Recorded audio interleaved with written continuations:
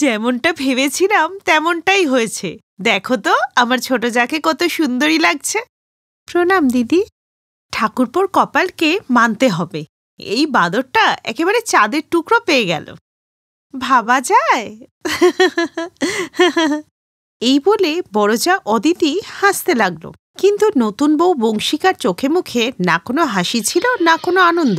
তারপর বরণ করে বড় যা ছোট যাকে ঘরের ভিতরে নিয়ে আসে। দিদি, জল তেষ্টা পেয়েছে, একটু জল পাওয়া যাবে? হ্যাঁ হ্যাঁ, কেন দেব না, কিন্তু মনে রেখো আমি তোমার বড় যা, শুধু আজকেই এনে দেব।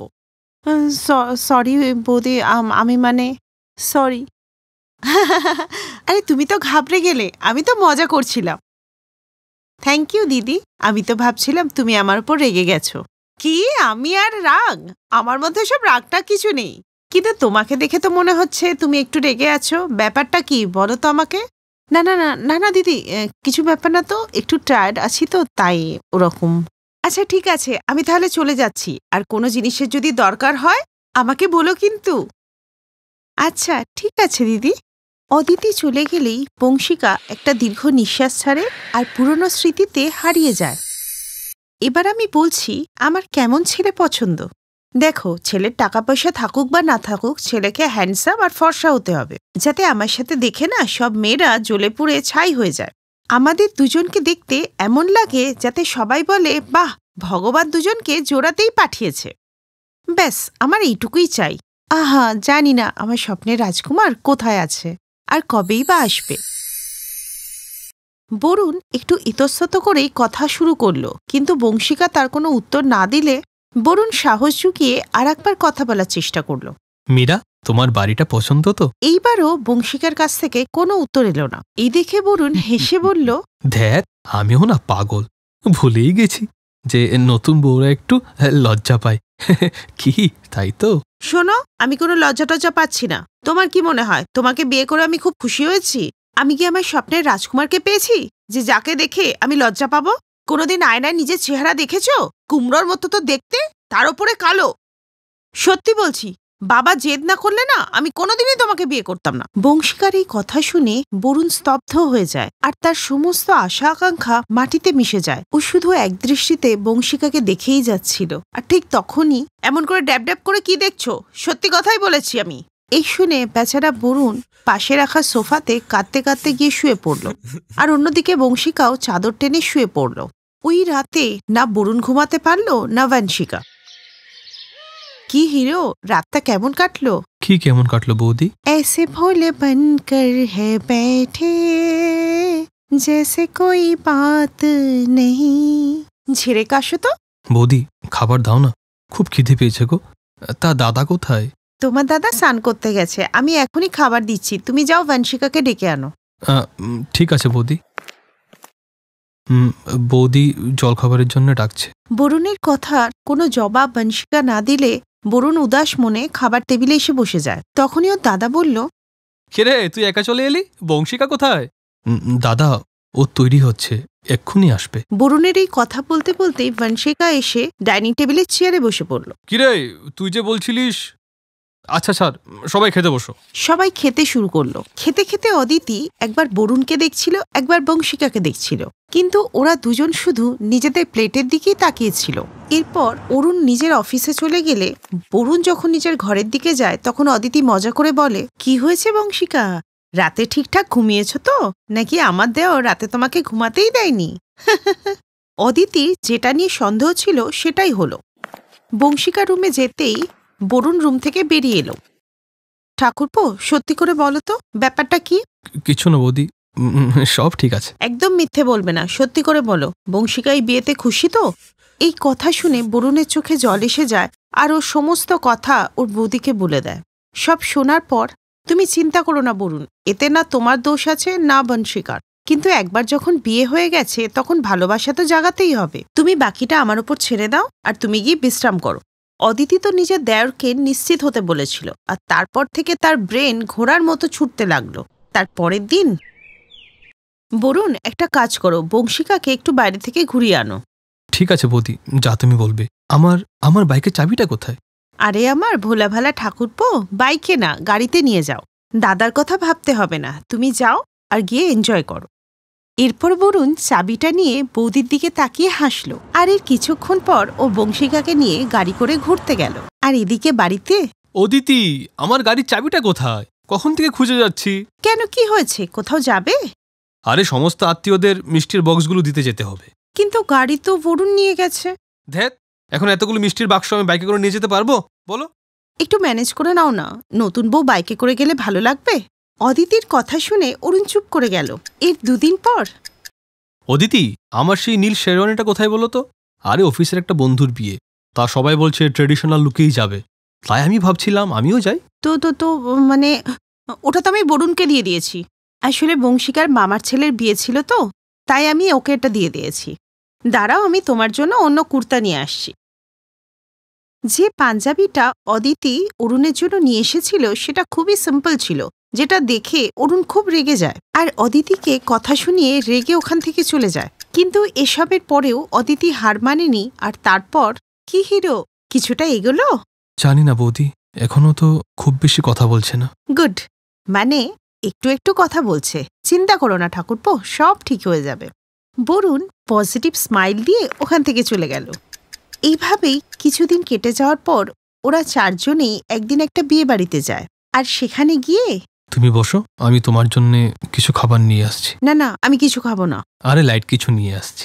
এই বলেই বরুণ যখন চাট স্টলের দিকে গেল, তখনই বংশিকা দেখল যে চাট স্টলে দাঁড়িয়ে একটা সুন্দরী মেয়ে বরুণের সাথে কথা বলছে। আর কিছুক্ষণ পরে দেখল যে ওরা দুজনেই খুব হেসে হেসে কথা বলছে। আর বংশিকা ওদের দিকেই তাকিয়ে থাকলো। তোর লজ্জা করে না অন্য একটা পুরুষের সাথে এতক্ষণ ধরে খিখি করে হাসছিস? তোমার কি প্রবলেম? বাই দ্য ওয়ে, তুমি কে হও বলো তো? আমিও না স্ত্রী হই, তাই আমার প্রবলেম। যাও, তুমি অন্য কোথাও গিয়ে নিজের ছলাকলা দেখাও।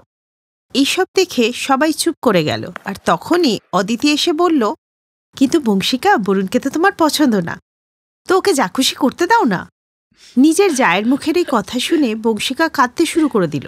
কারণ সত্যি এটা ছিল যে বরুণ এই কদিন বংশিকার এত কেয়ার করেছিল, আর তার সমস্ত খারাপ ব্যবহার আর রাগকে বরুণ যেভাবে সহ্য করেছিল, তাতে বংশিকার মনও গলে গেছিল। আর ও মনে মনে বরুণকে পছন্দ করতে লাগলো। এরপর অদিতি বরুণকে ইশারা করলে বংশিকা গিয়ে বরুণকে জড়িয়ে ধরে। এখন সবকিছু ঠিক হয়ে গেছিল, সবাই খুব খুশি ছিল, কিন্তু সবথেকে বেশি খুশি ছিল বরুণ।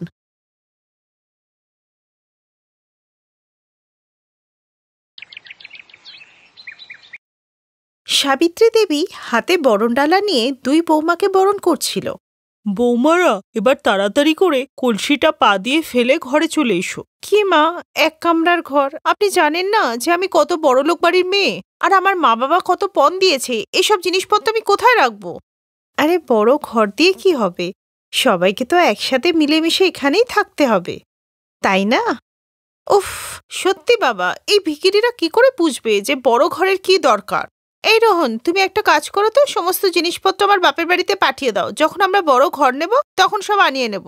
আপাতত বিছানাটা একটু অ্যাডজাস্ট করে দাও। এরপর সাবিত্রী দেবীর ছোট বৌমা অঙ্কিতা বেডটা নিজের দিকে সরিয়ে নিয়ে তাতে শুয়ে আরাম করতে থাকে। অন্যদিকে বড় বৌমা রেখা তার স্বামী আর শাশুড়িকে নিয়ে মেঝেতেই মাদুর পেতে শুয়ে পড়ল। বিনোদ, আমাকে ক্ষমা করে দিও যে আমার পরিবার তোমাকে কিছুই দিতে পারেনি। তা আমি কোন দেশের রাজা শুনি? আর আমি সবকিছু নিজের পরিশ্রমে করতে চাই, পণের টাকায় নয়। ওদের দুজনের কথা অঙ্কিতা আর রোহন বিছানায় শুয়ে শুনে নিল। আর অঙ্কিতা বলল, এসছে আমাদের কথা শোনাতে। দাদা, আপনি কিন্তু 1 টাকাও রোজগার করেন না, তাই মেঝেতে শুয়ে আছেন। আরে ছোট বৌমা, তুমি কেন রাগ করছো? ও তো এমনিই বলছিল। থাকমা, আমি সব জানি যে দাদা কি বোঝাতে চেয়েছে। এইভাবেই বেশ কিছুদিন কেটে গেল। যেখানে ছোট ভাই তার বউকে নিয়ে বিছানায় শুতো, সেখানে বড় ভাই তার বউকে নিয়ে মেঝেতে শুতো। কিছুদিন পর বর্ষাকাল শুরু হলে ওদের ছাদ থেকে জল পড়াও শুরু হয়ে যায়। এসব কি হচ্ছে রোহন? তোমার বাড়ির ছাদ থেকে জল পড়ছে কেন রোহন? বৌমা, তোমাকে আমি বলেছিলাম না যে আমাদের বাড়িটা খুব পুরনো, তাই বর্ষাকালে এরকম ছাদ দিয়ে জল পড়ে। মা, আমার দিকের মাদুরটাও যে ভিজে গেছে, এভাবে তো ঘুমোতে পারবো না। বৌমা, তুমি আমার দিকে এসে শুয়ে পড়ো, এদিকটা শুকনো আছে। বা মা, নিজের গরিব বউর ওপর তো খুব ভালোবাসা দেখছি, আর বড়লোক বউর ওপর এত ঘৃণা, যেখানে একই ঘরে থাকি। ছোট বৌমা, তুমি তো বিছানায় শুয়েছিলে, তাই আমি বড় বৌমাকে বললাম। এই শোনো, কাল সকাল হতেই আমাদের দিকের ছাদ আর দেওয়ালটা সারাই করে নিও, বুঝলে? যেমন তেমন ভাবে সেই দিন রাতে ওরা সবাই ঘুমিয়ে পড়ল। পরের দিন অঙ্কিতা নিজের ভাগের দেওয়াল আর ছাদ সারাই করে নিল, আর তাতে কালারও করে নিল। ছোট বৌমা, তুমি যখন কাজই করালে তখন পুরো ছাদটাই তো ঠিক করিয়ে নিতে পারতে। টাকা কি গাছে ফলে? আমার স্বামী সারাদিন কষ্ট করে টাকা রোজগার করে, আর সেই টাকা তোমাদের উপর খরচ করবো আমি? থাক মা, তুমি ওকে কিছু বলো না। ওর কথা শুনে বুঝতে পারছি যে ও গরিব লোকেদের খুব ঘৃণা করে। ছেড়ে দাও মা। পরের দিন আবার বৃষ্টি শুরু হলো। রাত্রিবেলা ছোট যা অঙ্কিতা তো খুব ভালোভাবেই ঘুমালো, কিন্তু বড় জায়ের দিকে জল পড়াতে সে ভালো করে ঘুমাতে পারল না। শোনো না, ছাদ থেকে জল পড়ার জন্য বেশি জল তো এদিকেই আসছে, এভাবে যে ঘুমানো যাবে না। তুমি চিন্তা করো না, আমি কাল কিছু একটা করছি। পরের দিন অঙ্কিতা তার গরিব বড় জাকে নিয়ে মজা করতে লাগলো। ও আমার গরিব যা, দেখে মনে হচ্ছে তুমি খুব কষ্টে আছো। চোখটা লাল কেন গো? মনে হচ্ছে রাতে ঘুমটা ঠিক মতো হয়নি। আমারও হয়নি গো, আসলে খুব গরম ছিল তো। যাই হোক, কোনো ব্যাপার না, আমি একটা ফোন করব আর আমার মা বাবা ঝটপট একটা এসি এখানে পাঠিয়ে দেবে। অঙ্কিতা এটাই করলো। নিজের মাকে ফোন করে ও নিজের ঘরে এসি লাগিয়ে নিল। কিন্তু একটা ঘরে এসি লাগানোর ফলে সবাই এসির ঠান্ডা হাওয়া পেতে লাগলো, আর এই ব্যাপারটাই অঙ্কিতা একেবারেই সহ্য করতে পারল না। এই শোনো, এসি আমি নিজের জন্য লাগিয়েছি, নাকি গরিব যাকে হাওয়া খাওয়ার জন্য? তা তুমিই বলো ডার্লিং, যে তুমি কি চাও। কিছু কাপড় কিনে নিয়ে এসো, দিয়ে ঘরের মাঝ বরাবর টাঙিয়ে দাও, যাতে এসির হাওয়া ওইদিকে না যায়।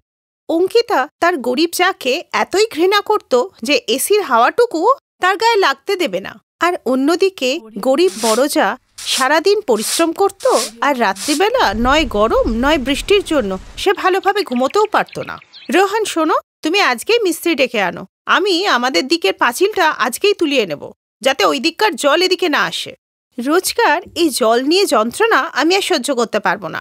বৌমা, কোনো গরিবকে এতটাও বিরক্ত করো না। শুনুন মা, আপনি না চুপই থাকুন। রোহান শোনো না, আমার না আজকে খুব সিঙ্গারা খেতে ইচ্ছা করছে, আমার আর তোমার জন্য নিয়ে এসো না। হ্যাঁ হ্যাঁ, আমি এক্ষুনি নিয়ে আসছি। এরপর সন্ধেবেলা খুব জোরে বৃষ্টি নামে, আর বৃষ্টির জলে উনুন ভিজে গেলে গরিব বউ রাতে রান্না করতে পারে না, তাই ওরা তিনজনেই না খেয়ে ঘুমায়। এই দেখে ছোট বউ বলল, গরিব লোকেদের সাথে এরকমই হয়। ছোট বৌমা, থামো এবার। তুমি বড়লোক বলে সবসময় আমাদের মতো গরিবকে অপমান করা ঠিক নয়। এইভাবেই কিছুদিন কেটে গেলে একদিন রোহান বাড়ি ফেরার সময় একটা গর্তে তার পা পড়ে যায়, আর তাতে ওর পায়ে খুব চোট লাগে, আর এখনো বাড়িতে বেড রেস্টেই থাকে। আর তাই ও কাজেও যেতে পারছিল না। তার ফলে অঙ্কিতা এখন অর্থ সংকটে পড়ে। তাই অঙ্কিতা নিজের মাকে ফোন করে তার কাছ থেকে হেল্প চায়। মা দেখো না, যদি কিছু হেল্প করতে পারো। অঙ্কিতা, আমি তো প্রথম থেকেই তোকে বলেছিলাম যে ওই গরিবকে বিয়ে করিস না, তুই তো সে কথা শুনলেই না। কিন্তু তা সত্ত্বেও আমরা তোর অনেক হেল্প করেছি, এখন আর করতে পারবো না। আর তোর বাবার ব্যবসায় অনেক টাকা লস হয়েছে, আর আমাদের কোম্পানি প্রায় বন্ধ হতে চলেছে। কিন্তু মা, এখন তো তোমাদের হেল্পের দরকার, ওর তো চাকরি চলে গেছে। ক্ষমা করে দে মা, আমি আর তোর কোনো হেল্প করতে পারবো না। এই বলে অঙ্কিতার মা ফোন রেখে দিল, আর তখনই অঙ্কিতার ভাসুর কিশোর হাসি মুখে বাড়িতে ঢুকলো। রেখা, মা, একটা সুখবর আছে গো। আমি অনেক বড় চাকরি পেয়ে গেছি, আর ওখানে মাইনেটাও ডবল। আরে বাহ, এটা তো দারুণ সুখবর। এখন আর আমাদের কারোর কথাও শুনতে হবে না, কারো কাছে হাতও পাততে হবে না। বেঁচে থাক বাবা। এই শুনে অঙ্কিতা নিজের ভুল বুঝতে পারে আর সবার কাছে ক্ষমা চায়। আমাকে ক্ষমা করে দাও, জানি না টাকার অহংকারে আমি তোমাদের কত না অপমান করেছি, কিন্তু এখন আমি আমার ভুলটা বুঝতে পেরেছি। কোনো ব্যাপার না অঙ্কিতা, একটা ঘরে 4টে বাসন থাকলে ঠোকাঠুকি তো হবেই। তুমি নিজের ভুল বুঝতে পেরেছ, এটাই বড় কথা। আর এমনিতেও আমরা সবাই এক ঘরেই থাকি, তাই আমাদের মধ্যে যতই বিবাদ হোক না কেন, বিপদে আমরা একে অপরের পাশেই থাকব। আর নিজের লোকই তো বিপদে কাজে আসে। আর এইভাবেই পুরো পরিবার এক হয়ে গিয়ে কঠিন পরিস্থিতির মোকাবিলা করে। Thanks for watching.